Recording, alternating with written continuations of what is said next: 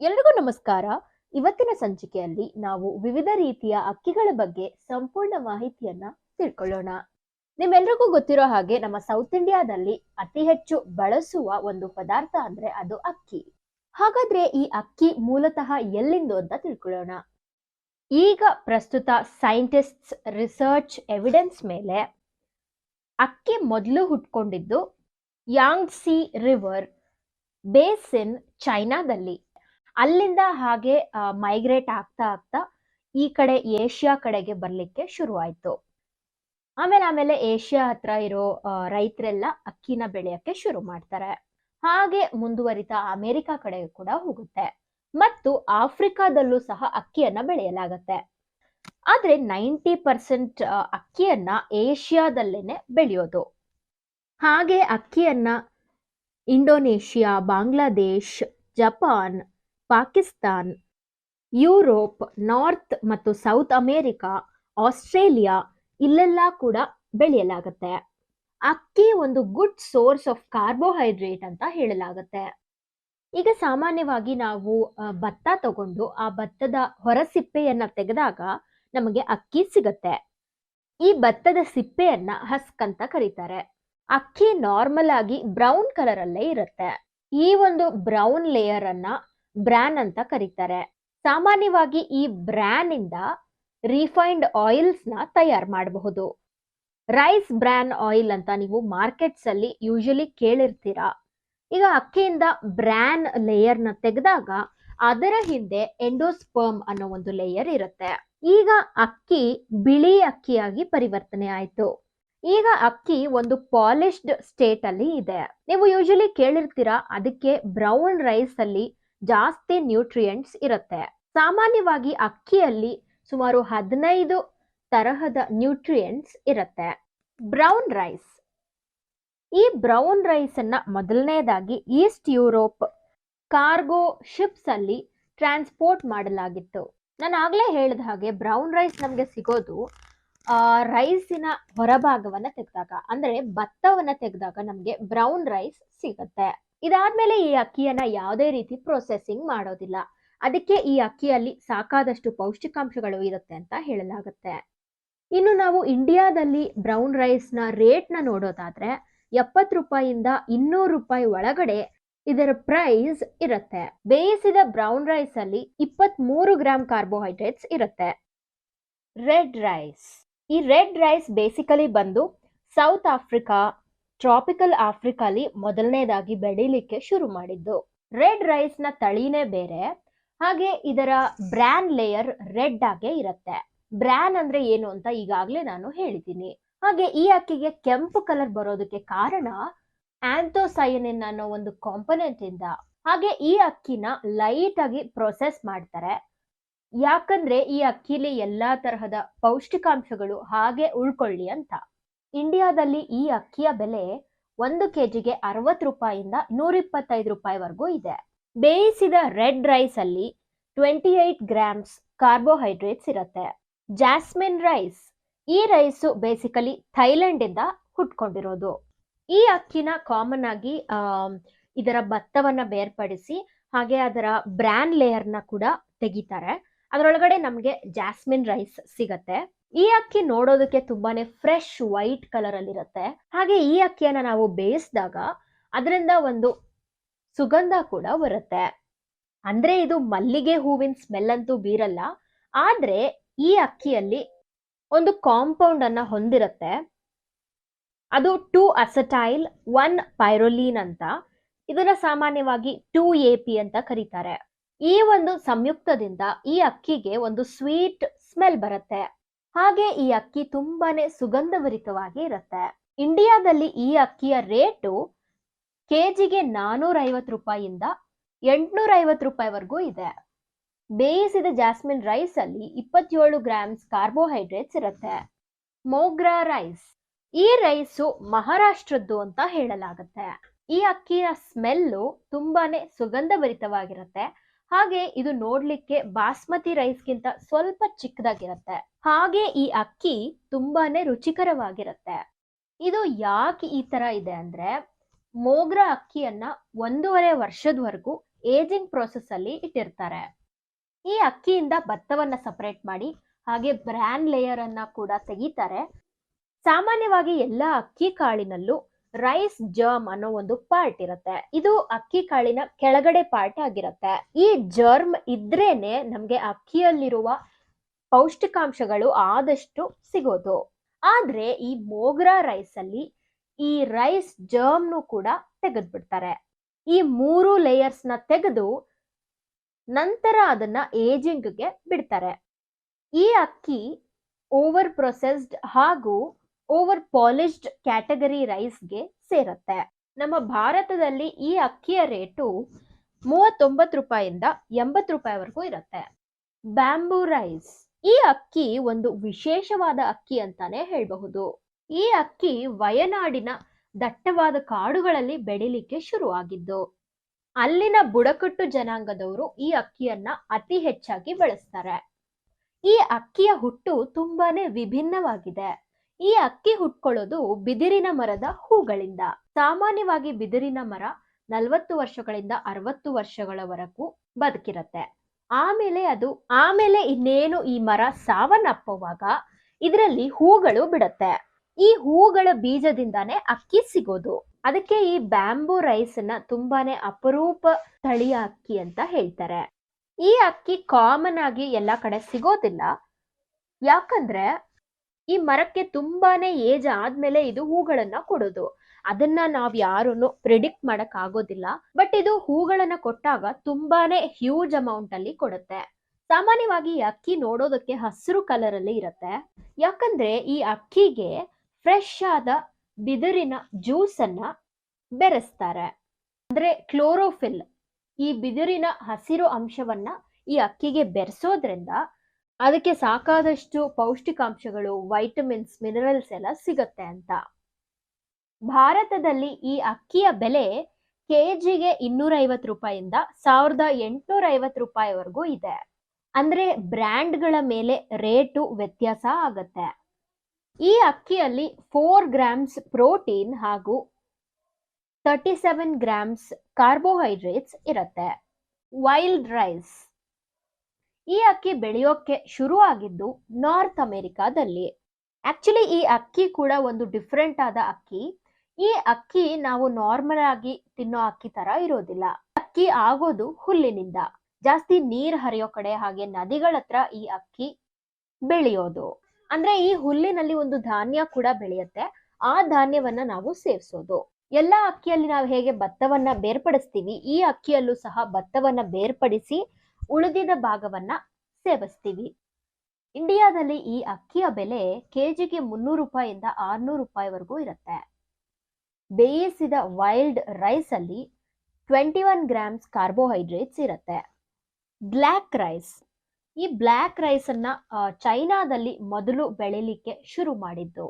ಈ ಅಕ್ಕಿ ತುಂಬಾನೇ ರೇರ್ ಅಂತ ಹೇಳಬಹುದು. ಈ ಅಕ್ಕಿ ಸಾಮಾನ್ಯವಾಗಿ ಕಪ್ಪು ಕಲರ್ ಅಲ್ಲೇ ಬೆಳೆಯೋದು. ಈ ಅಕ್ಕಿ ಕಪ್ಪು ಕಲರ್ ಆಗೋದಕ್ಕೆ ಯಾವುದೇ ರೀತಿ ಪ್ರೊಸೆಸರ್ಸ್ ಅಥವಾ ಕೆಮಿಕಲ್ಸ್ ನ ಯೂಸ್ ಮಾಡೋದಿಲ್ಲ. ಇದು ನ್ಯಾಚುರಲ್ ಆಗಿ ಕಪ್ಪು ಕಲರ್ ಅಲ್ಲಿ ಬೆಳೆಯೋದು. ಈ ಅಕ್ಕಿಯಲ್ಲಿ ಆಂಥೋಸಯನಿನ್ ಅನ್ನೋ ಒಂದು ಅಂಶ ಇರೋದ್ರಿಂದ ಇದಕ್ಕೆ ಕಪ್ಪು ಕಲರ್ ಇರೋದು. ಈ ಅಕ್ಕಿಯನ್ನ ಸಾಮಾನ್ಯವಾಗಿ ಚೈನಾದಲ್ಲಿ ರಾಜವಂಶಸ್ಥರು ಮಾತ್ರ ಯೂಸ್ ಮಾಡ್ತಾ ಇದ್ದಿದ್ದು. ಯಾಕಂದ್ರೆ ಈ ಅಕ್ಕಿ ತುಂಬಾನೇ ವಿಭಿನ್ನವಾದ ಅಕ್ಕಿ. ಹಾಗೆ ಈ ಅಕ್ಕಿಯಲ್ಲಿ ಮೆಡಿಸಿನಲ್ ಪ್ರಾಪರ್ಟೀಸ್ ಕೂಡ ಇದೆ. ಮತ್ತು ಈ ಅಕ್ಕಿ ತುಂಬಾನೇ ರುಚಿಕರವಾಗಿ ಇರುತ್ತೆ ಬೇರೆ ಅಕ್ಕಿಗಳಿಗೆ ಕಂಪೇರ್ ಮಾಡಿದಾಗ. ಈ ಅಕ್ಕಿಯನ್ನ ಹೋಲ್ ಗ್ರೇನ್ ಅಂತ ಸಹ ಕರೀತಾರೆ. ಯಾಕಂದ್ರೆ ಈ ಅಕ್ಕಿಯಲ್ಲಿ ಭತ್ತ ಇರೋದಿಲ್ಲ. ಈ ಅಕ್ಕಿಯನ್ನ ಮಣಿಪುರದಲ್ಲಿ ಚಿಕ್ಹಾವೋ ಅಂತ ಕರೀತಾರೆ. ಅಂದ್ರೆ ಈ ಅಕ್ಕಿಯ ಸುಗಂಧ, ಬಣ್ಣ ಹಾಗೂ ಟೇಸ್ಟ್ ತುಂಬಾನೇ ಚೆನ್ನಾಗಿದೆ ಅಂತ. ಈ ಅಕ್ಕಿ ನೋಡೋದಕ್ಕೆ ಕಪ್ಪಾಗಿರುತ್ತೆ, ಆದ್ರೆ ಬೇಯಿಸಿದ ಮೇಲೆ ಇದು ಪರ್ಪಲ್ ಕಲರ್ ಅನ್ನ ಹೊಂದಿರುತ್ತೆ. ನಮ್ಮಲ್ಲಿ ಈ ಅಕ್ಕಿ ಕೆಜಿಗೆ 250 ರೂಪಾಯಿಂದ 1040 ರೂಪಾಯಿವರೆಗೂ ಇದೆ. ಬೇಯಿಸಿದ ಬ್ಲ್ಯಾಕ್ ರೈಸ್ ಅಲ್ಲಿ 1 gram fibre, 6% iron, 4 grams protein ಹಾಗೂ 34 ಗ್ರಾಮ್ಸ್ ಕಾರ್ಬೋಹೈಡ್ರೇಟ್ಸ್ ಇರುತ್ತೆ. ಹಾಗೆ ಇದರಲ್ಲಿ ಸಾಕಾದಷ್ಟು ವಿಟಮಿನ್ಸ್, ಮಿನರಲ್ಸ್ ಇರುತ್ತೆ. ಇಂದ್ರಯಾಣಿ ರೈಸ್, ಈ ರೈಸು ಮಹಾರಾಷ್ಟ್ರದಲ್ಲಿ ಮೊದಲು ಬೆಳಿಲಿಕ್ಕೆ ಶುರುವಾಗಿತ್ತು. ಅಲ್ಲಿ ಈ ಅಕ್ಕಿಯನ್ನ ಹೆಚ್ಚಾಗಿ ಬೆಳೀತಾರೆ.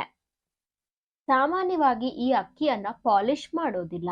ಅಂದ್ರೆ ಇದರ ಬ್ರಾನ್ ಲೇಯರ್, ಎಂಡೋಸ್ಪರ್ಮ್ ಲೇಯರ್ ಹಾಗೂ ರೈಸ್ ಜರ್ಮ್ನ ತೆಗೆಯೋದಿಲ್ಲ. ಇದೇ ಕಾರಣಕ್ಕೆ ನಮಗೆ ಈ ಅಕ್ಕಿಯಿಂದ ಸಾಕಾದಷ್ಟು ಪೌಷ್ಟಿಕಾಂಶಗಳು ಸಿಗತ್ತೆ. ಹಾಗೆ ಇದನ್ನ ಪಾಲಿಶ್ಡ್ ಮಾಡಿ ಕೂಡ ಮಾರ್ತಾರೆ. ಭಾರತದಲ್ಲಿ ಈ ಅಕ್ಕಿಯ ರೇಟು 95 ರೂಪಾಯಿಂದ 610 ರೂಪಾಯಿವರೆಗೂ ಇದೆ. ಬೇಯಿಸಿದ ಇಂದ್ರಯಾಣಿ ಅಕ್ಕಿಯಲ್ಲಿ 78 ಗ್ರಾಮ್ಸ್ ಕಾರ್ಬೋಹೈಡ್ರೇಟ್ಸ್ ಇರುತ್ತೆ, ಹಾಗೆ 8 ಗ್ರಾಮ್ಸ್ ಪ್ರೋಟೀನ್ ಇರುತ್ತೆ. ಬಾಸ್ಮತಿ ರೈಸ್ ಈ ಅಕ್ಕಿಯನ್ನ ಮೊದಲು ಬೆಳಿಲಿಕ್ಕೆ ಶುರು ಮಾಡಿದ್ದು ಪಾಕಿಸ್ತಾನಲ್ಲಿ. ಅಟ್ ಪ್ರೆಸೆಂಟ್ ಇಂಡಿಯಾ ಮತ್ತು ಪಾಕಿಸ್ತಾನಲ್ಲಿ ಹೆಚ್ಚಾಗಿ ಬೆಳೆಯಲಾಗುತ್ತೆ. ಕ್ವಾಲಿಟಿ ಬಾಸ್ಮತಿ ರೈಸ್ ನ ಅಟ್ಲೀಸ್ಟ್ 2 ಇಯರ್ಸ್ ಏಜಿಂಗ್ ಪ್ರೋಸೆಸ್ ಅಲ್ಲಿ ಇಟ್ಟಿರ್ತಾರೆ. ಈ ಏಜಿಂಗ್ ಪ್ರೋಸೆಸ್ ಅಲ್ಲಿ ಬಾಸ್ಮತಿ ಅಕ್ಕಿಯನ್ನ ಕಂಪ್ಲೀಟ್ ಆಗಿ ಒಣಗಿಸಲಾಗತ್ತೆ. ಅದಕ್ಕೆ ಈ ಅಕ್ಕಿ ತುಂಬಾನೇ ಸುಗಂಧಭರಿತವಾಗಿರುತ್ತೆ, ಹಾಗೆ ತುಂಬಾನೇ ಟೇಸ್ಟ್ ಇರುತ್ತೆ. ಏಜಿಂಗ್ ಪ್ರೋಸೆಸ್ಗೂ ಮುಂಚೆ ಇದರ ಭತ್ತ, ಬ್ರಾನ್ ಲೇಯರ್ ಹಾಗೂ ರೈಸ್ ಜರ್ಮ್ ನ ಬೇರ್ಪಡಿಸಲಾಗುತ್ತೆ. ಈ ಅಕ್ಕಿ ಕೂಡ ಒಂದು ಪಾಲಿಶ್ಡ್ ರೈಸ್ ಆಗಿದೆ. ನಮ್ಮಲ್ಲಿ ಬಾಸ್ಮತಿ ಅಕ್ಕಿ ಕೆಜಿಗೆ 65 ರೂಪಾಯಿಂದ 380 ರೂಪಾಯಿವರೆಗೂ ಇದೆ. ಬೇಯಿಸಿದ ಬಾಸ್ಮತಿ ಅಕ್ಕಿಯಲ್ಲಿ 45 ಗ್ರಾಮ್ಸ್ ಕಾರ್ಬೋಹೈಡ್ರೇಟ್ಸ್ ಇರುತ್ತೆ. ವೈಟ್ ರೈಸ್ ಈ ವೈಟ್ ರೈಸ್ ಅಲ್ಲಿ ಭತ್ತ, ಬ್ರಾನ್ ಲೇಯರ್ ಹಾಗೆ ರೈಸ್ ಜರ್ಮ್ ನ ಸಹ ತೆಗೆಯಲಾಗುತ್ತೆ. ಬರೀ ಅಕ್ಕಿಯ ಬಿಳಿ ಭಾಗ ಅಂದ್ರೆ ಎಂಡೋಸ್ಪರ್ಮ್ ಭಾಗ ಮಾತ್ರ ಉಳಿಯುತ್ತೆ. ಹೀಗಾದಾಗ ವೈಟ್ ರೈಸ್ ಅಲ್ಲಿರೋ ಪೌಷ್ಟಿಕಾಂಶಗಳನ್ನೆಲ್ಲ ನಾವು ಕಳ್ಕೊಂಡ್ವಿ. ಇದೇ ಕಾರಣಕ್ಕೋಸ್ಕರ ಹೇಳೋದು ಪಾಲಿಶ್ಡ್ ರೈಸ್ ಅನ್ನ ಆದಷ್ಟು ಅವಾಯ್ಡ್ ಮಾಡ್ಬೇಕು ಅಂತ. ಯಾಕಂದ್ರೆ ಆ ಅಕ್ಕಿಯಲ್ಲಿ ನಮ್ಮ ದೇಹಕ್ಕೆ ಬೇಕಾದಷ್ಟು ಪೌಷ್ಟಿಕಾಂಶಗಳು ಸಿಗೋದಿಲ್ಲ. ಅನ್ಪಾಲಿಶ್ಡ್ ರೈಸ್ಗೆ ಇದನ್ನ ಕಂಪೇರ್ ಮಾಡಿದಾಗ ವೈಟ್ ರೈಸ್ ಅಲ್ಲಿ ಪೌಷ್ಟಿಕಾಂಶಗಳು ಕಡಿಮೆ ಇರುತ್ತೆ. ಭಾರತದಲ್ಲಿ ವೈಟ್ ರೈಸ್ 1 ಕೆಜಿಗೆ 50 ರೂಪಾಯಿಯಿಂದ 380 ರೂಪಾಯಿವರೆಗೂ ಇದೆ. ಈ ರೈಸ್ ಅಲ್ಲಿ 28 ಗ್ರಾಮ್ಸ್ ಕಾರ್ಬೋಹೈಡ್ರೇಟ್ಸ್ ಇರುತ್ತೆ. ಸೂಶಿ ರೈಸ್ ಈ ರೈಸು ಜಪಾನ್ ನಲ್ಲಿ ಮೊದಲು ಹುಟ್ಕೊಂಡಿದ್ದು. ಈ ರೈಸ್ ಅನ್ನ ಜಪಾನ್ ನಲ್ಲಿ ಸುಮೇಶಿ ಅಂತ ಕರೀತಾರೆ. ಇದರ ಅರ್ಥ ವಿನಿಗರ್ ಯುಕ್ತ ರೈಸ್ ಅಂತ. ಜಪಾನ್ ನಲ್ಲಿ ಸೂಶಿ ರೈಸ್ ಅನ್ನ ಬೇಯಿಸಾದ್ಮೇಲೆ ಅದಕ್ಕೆ ವಿನಿಗರ್ನ ಆಡ್ ಮಾಡ್ತಾರೆ. ಇದರಿಂದ ಜಪಾನ್ನ ಫೇಮಸ್ ಆದ ಸೂಶಿ ಅನ್ನೋ ಒಂದು ಫುಡ್ ನ ತಯಾರಿಸ್ತಾರೆ. ಸ್ಪೆಷಲಿ ಈ ಸೂಶಿ ರೈಸು ತುಂಬಾನೇ ಅಂಟಂಟಾಗಿ ಇರುತ್ತೆ. ಯಾಕಂದ್ರೆ ಇದು ಒಂದು ಸಣ್ಣ ಧಾನ್ಯ ಆಗಿರೋದ್ರಿಂದ. ಯೂಶಲಿ ಸಣ್ಣ ಧಾನ್ಯಗಳಿಗೆ ಸ್ಟಾರ್ಚ್ ಅನ್ನೋ ಒಂದು ಅಂಶ ಜಾಸ್ತಿ ಇರುತ್ತೆ. ಅಂದ್ರೆ ಆ ಪದಾರ್ಥದ ಅಂಟಿನ ಅಂಶ ಜಾಸ್ತಿ ಇರುತ್ತೆ. ಈ ಅಕ್ಕಿಯಲ್ಲೂ ಸಹ ಭತ್ತ, ಬ್ರಾನ್ ಲೇಯರ್ ಹಾಗೂ ರೈಸ್ ಜರ್ಮ್ ಅನ್ನ ಬೇರ್ಪಡಿಸಲಾಗುತ್ತೆ. ಇದು ಒಂದು ಕಂಪ್ಲೀಟ್ ಪ್ರೊಸೆಸ್ಡ್ ರೈಸ್. ಈ ಅಕ್ಕಿಯನ್ನ ಸೂಶಿ ಮಾಡ್ಲಿಕ್ಕೆ ಮಾತ್ರ ಉಪಯೋಗಿಸಲಾಗುತ್ತೆ. ನಮ್ಮಲ್ಲಿ ಈ ಅಕ್ಕಿ ಕೆಜಿಗೆ 187 ರೂಪಾಯಿಯಿಂದ 672 ರೂಪಾಯಿವರೆಗೂ ಇದೆ. ಬೇಯಿಸಿದ ಸೂಶಿ ರೈಸ್ ಅಲ್ಲಿ 28 ಗ್ರಾಮ್ಸ್ ಕಾರ್ಬೋಹೈಡ್ರೇಟ್ಸ್ ಇರುತ್ತೆ, ಹಾಗೆ 2.5 ಗ್ರಾಮ್ಸ್ ಪ್ರೋಟೀನ್ ಇರುತ್ತೆ. ಬೊಂಬಾ ರೈಸ್ ಈ ಅಕ್ಕಿ ಸ್ಪೇನ್ ಅಲ್ಲಿ ಒರಿಜಿನೇಟ್ ಆಗಿದ್ದು ಅಂತ ಹೇಳಲಾಗುತ್ತೆ. ಹಾಗೆ ಈ ಅಕ್ಕಿಯನ್ನ ಈಸ್ಟರ್ನ್ ಸ್ಪೇನ್ ಅಲ್ಲೂ ಸಹ ಹೆಚ್ಚಾಗಿ ಬೆಳೆಯಲಾಗುತ್ತೆ. ಈ ಅಕ್ಕಿ ನೋಡ್ಲಿಕ್ಕೆ ಸ್ವಲ್ಪ ಸಣ್ಣ ಇರುತ್ತೆ. ಈ ಅಕ್ಕಿಯ ಸ್ಪೆಷಾಲಿಟಿ ಏನು ಅಂದ್ರೆ, ಈ ಅಕ್ಕಿನ ನಾವು ಬೇಯಿಸಕ್ಕಿಟ್ಟಾಗ ನಾವು ಎಷ್ಟೇ ನೀರ್ ಹಾಕಿದ್ರು ಈ ಅಕ್ಕಿ ಅದನ್ನೆಲ್ಲ ಅಬ್ಸರ್ವ್ ಮಾಡ್ಕೊಂಡ್ಬಿಡುತ್ತೆ. ಹಾಗೆ ಇದು ಬೆಂದ್ಮೇಲೆ ನೋಡ್ಲಿಕ್ಕೆ ಗೋಲಾ ಆಕಾರದಲ್ಲಿ ಇರುತ್ತೆ. ಈ ಅಕ್ಕಿಯಿಂದನೂ ಸಹ ಬ್ರಾನ್ ಲೇಯರ್ ಹಾಗೆ ರೈಸ್ ಜರ್ಮ್ನು ಸಹ ಬೇರ್ಪಡಿಸಲಾಗುತ್ತೆ. ಭಾರತದಲ್ಲಿ ಈ ಅಕ್ಕಿ ಸಿಗೋದು ತುಂಬಾನೇ ರೇರು. ಸಿಕ್ಕಿದ್ರೂ ಕೆಜಿಗೆ 1400 ರೂಪಾಯಿ ಇರುತ್ತೆ. ಸ್ಟಿಕ್ಕಿ ರೈಸ್ ಈ ಅಕ್ಕಿ ಸೌತ್ ಈಸ್ಟ್ ಏಷ್ಯಾದಲ್ಲಿ ಒರಿಜಿನೇಟ್ ಆಗಿದ್ದು ಅಂತ ಹೇಳಲಾಗತ್ತೆ. ಈ ಅಕ್ಕಿಯನ್ನ ವಿತ್ ಬ್ರಾನ್ ಲೇಯರ್ ಕೂಡ ತಿನ್ನಬಹುದು, ಅಥವಾ ಬ್ರಾನ್ ಲೇಯರ್ನ ತೆಗೆದ್ಬಿಟ್ಟು ಸಹ ತಿನ್ನಬಹುದು. ಈ ಅಕ್ಕಿ ಬೇರೆ ಅಕ್ಕಿಗಳಿಗೆ ಕಂಪೇರ್ ಮಾಡಿದಾಗ ವಿಪರೀತ ಅಂಟಂಟಾಗಿ ಇರುತ್ತೆ. ಯಾಕಂದ್ರೆ ಇದರಲ್ಲಿ ಅಮಿಲೋಪೆಕ್ಟಿನ್ ಅನ್ನೋ ಒಂದು ಅಂಶ ಇರುತ್ತೆ. ಇದರಿಂದಾನೇ ಈ ಅಕ್ಕಿ ಇಷ್ಟೊಂದು ಅಂಟಂಟಾಗಿರೋದಕ್ಕೆ ಸಾಧ್ಯ. ಇದು ನ್ಯಾಚುರಲ್ ಆಗಿ ಈ ರೀತಿ ಬೆಳೆಯೋದು. ಈ ಅಕ್ಕಿ ಆಕ್ಚುಲಿ ಸ್ವಲ್ಪ ಸ್ವೀಟ್ ಆಗಿರುತ್ತೆ. ಈ ಅಕ್ಕಿಯ ಹಿಟ್ಟನ್ನ ಜಾಪನೀಸ್ ಅವರು ರೈಸ್ ಕೇಕ್ಗಳನ್ನ ಮಾಡೋದಕ್ಕೆ ಯೂಸ್ ಮಾಡ್ತಾರೆ. ಕೊರಿಯನ್ ಅವರು ಸಹ ಈ ಅಕ್ಕಿಯನ್ನ ಜಾಸ್ತಿ ಬೆಳೆಸ್ತಾರೆ. ಭಾರತದಲ್ಲಿ ಈ ಅಕ್ಕಿ ಕೆಜಿಗೆ 160 ರೂಪಾಯಿಯಿಂದ 1200 ರೂಪಾಯಿವರೆಗೂ ಇದೆ. ಬೇಯಿಸಿದ ಸ್ಟಿಕ್ಕಿ ರೈಸ್ ಅಲ್ಲಿ 21 ಗ್ರಾಮ್ಸ್ ಕಾರ್ಬೋಹೈಡ್ರೇಟ್ಸ್ ಇರುತ್ತೆ. ಅರ್ಬೋರಿಯೋ ರೈಸ್, ಈ ಅಕ್ಕಿ ಇಟಲಿಯಲ್ಲಿ ಒರಿಜಿನೇಟ್ ಆಗಿದ್ದು ಅಂತ ಹೇಳಲಾಗುತ್ತೆ. ಇದು ಒಂದು ಸಣ್ಣ ತಳಿಯ ಅಕ್ಕಿ. ಈ ಅಕ್ಕಿ ಯೂಶಲಿ ಬ್ರ್ಯಾನ್ ಲೇಯರ್ ಅನ್ನ ಹೊಂದಿರುತ್ತೆ. ಒಂದಷ್ಟು ಕಡೆ ಬ್ರ್ಯಾನ್ ಲೇಯರ್ ಅನ್ನ ತೆಗೆದು ಸಹ ಬರೀ ಬಿಳಿ ಭಾಗವನ್ನ ಮಾತ್ರ ಮಾರಾಟ ಮಾಡ್ತಾರೆ. ಈ ಅಕ್ಕಿಯಲ್ಲೂ ಸಹ ತುಂಬಾನೇ ಅಂಟಿನ ಅಂಶ ಇರುತ್ತೆ.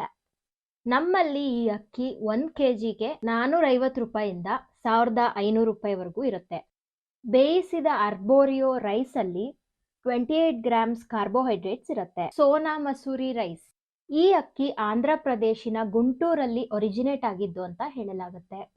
ಸೋನಾ ಮಸೂರಿ ಒಂದು ಅನ್ಪಾಲಿಶ್ಡ್ ರೈಸ್ ಅಂತಾನೆ ಹೇಳಬಹುದು. ಯಾಕಂದ್ರೆ ಈ ರೈಸ್ ನ ಪ್ರೊಸೆಸ್ ಮಾಡುವಾಗ ಇದರಲ್ಲಿರೋ ರೈಸ್ ಜರ್ಮ್ ನ ತೆಗಿಯಲ್ಲ, ಬರೀ ಇದರ ಬ್ರ್ಯಾನ್ ಲೇಯರ್ ನ ಮಾತ್ರ ತೆಗಿತಾರೆ. ನಮ್ಮಲ್ಲಿ ಈ ಅಕ್ಕಿ ಕೆಜಿಗೆ 50 ರೂಪಾಯಿಂದ 550 ರೂಪಾಯಿವರೆಗೂ ಇರುತ್ತೆ. ಬೇಯಿಸಿದ ಸೋನಾ ಮಸೂರಿ ಅಕ್ಕಿಯಲ್ಲಿ 36 ಗ್ರಾಮ್ಸ್ ಕಾರ್ಬೋಹೈಡ್ರೇಟ್ಸ್ ಇರುತ್ತೆ. ಹಾಗೆ 4 ಗ್ರಾಮ್ಸ್ ಪ್ರೋಟೀನ್ ಸಹ ಇರುತ್ತೆ. ವೆಲೆನ್ಸಿಯಾ ರೈಸ್, ಈ ರೈಸು ಈಸ್ಟರ್ನ್ ಸ್ಪೇನ್ ಅಲ್ಲಿ ಒರಿಜಿನೇಟ್ ಆಯಿತು ಅಂತ ಹೇಳಲಾಗುತ್ತೆ. ಈ ರೈಸು ಸಹ ಒಂದು ಪಾಲಿಶ್ಡ್ ರೈಸ್ ಆಗಿದೆ. ವೆಲೆನ್ಸಿಯಾ ರೈಸ್ ನ ಭಾರತದಲ್ಲಿ ಯೂಸ್ ಮಾಡಲ್ಲ, ಹಾಗೆ ಇದು ಇಲ್ಲಿ ಸಿಗೋದು ಸಹ ತುಂಬಾನೇ ಕಡಿಮೆ. ಬೇಯಿಸಿದ ವೆಲೆನ್ಸಿಯಾ ರೈಸ್ ಅಲ್ಲಿ 33 ಗ್ರಾಮ್ಸ್ ಕಾರ್ಬೋಹೈಡ್ರೇಟ್ಸ್ ಇರುತ್ತೆ. ಸಾಂಬಾರ್ ರೈಸ್, ಈ ಅಕ್ಕಿ ತಮಿಳುನಾಡಿನಲ್ಲಿ ಒರಿಜಿನೇಟ್ ಆಯಿತು ಅಂತ ಹೇಳಲಾಗುತ್ತೆ. ಹಾಗೆ ಈ ಅಕ್ಕಿಯನ್ನ ಶ್ರೀಲಂಕಾದಲ್ಲೂ ಸಹ ಬಳಸ್ತಾರೆ. ಈ ಅಕ್ಕಿನ ಅನ್ಪಾಲಿಶ್ಡ್ ಆಗು ಸಹ ಮಾರ್ತಾರೆ, ಹಾಗೆ ಸೆಮಿ ಪಾಲಿಶ್ಡ್ ಆಗು ಸಹ ಮಾರ್ತಾರೆ. ಸೆಮಿ ಪಾಲಿಶ್ಡ್ ಅಂದ್ರೆ ಈ ಅಕ್ಕಿಯಲ್ಲಿ ರೈಸ್ ಜರ್ಮ್ ಇರುತ್ತೆ. ಪಾರ್ ಬಾಯ್ಲ್ ಮಾಡಿ ಹಾಗೆ ರಾ ಆಗು ಕೂಡ ಇದನ್ನ ಮಾರಾಟ ಮಾಡ್ತಾರೆ. ಪಾರ್ ಬಾಯ್ಲಿಂಗ್ ಅಂದ್ರೆ ಭತ್ತನ ನೆನೆಸಿ ಸ್ಟೀಮ್ ಮಾಡಿ ಅಥವಾ ಡ್ರೈ ಮಾಡಿದಾಗ ಭತ್ತದ ಒಳಗಡೆ ಇರೋ ಅಕ್ಕಿ ಸ್ಲೈಟ್ ಆಗಿ ಯೆಲ್ಲೋ ಕಲರ್ಗೆ ಟರ್ನ್ ಆಗುತ್ತೆ. ಈ ಕಲರ್ ತುಂಬಾನೇ ಲೈಟ್ ಆಗಿರುತ್ತೆ. ರಾ ರೈಸ್ ಅಂದ್ರೆ ಇದನ್ನ ಪಾರ್ ಬಾಯ್ಲ್ ಮಾಡಿರಲ್ಲ ಅಥವಾ ಸ್ಟೀಮ್ ಮಾಡಿರಲ್ಲ. ರಾ ರೈಸ್ ಅಲ್ಲಿ ಬರೀ ಭತ್ತನ ಮಾತ್ರ ಬೇರ್ಪಡಿಸ್ತಾರೆ. ನಮ್ಮಲ್ಲಿ ಈ ಅಕ್ಕಿ ಕೆಜಿಗೆ 160 ರೂಪಾಯಿಂದ 300 ರೂಪಾಯಿವರೆಗೂ ಇರುತ್ತೆ. ಈ ಅಕ್ಕಿಯಲ್ಲಿ 29 ಗ್ರಾಮ್ಸ್ ಕಾರ್ಬೋಹೈಡ್ರೇಟ್ಸ್ ಇರುತ್ತೆ. ರೋಸ್ ಮಟ್ಟ ರೈಸ್, ಈ ಅಕ್ಕಿ ಕೇರಳದ ಪಲೆಕ್ಕಾಡಲ್ಲಿ ಒರಿಜಿನೇಟ್ ಆಗಿದೆ ಅಂತ ಹೇಳಲಾಗುತ್ತೆ.